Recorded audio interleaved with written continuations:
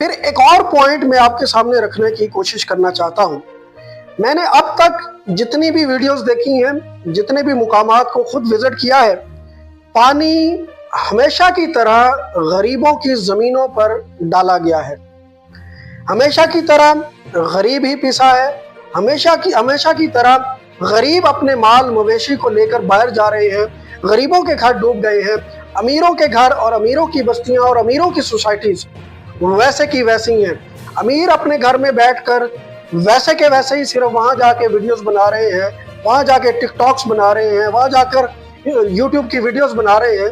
लेकिन नुकसान हुआ है तो गरीब का हुआ है, नुकसान हुआ है तो गरीब की फसलों का हुआ है।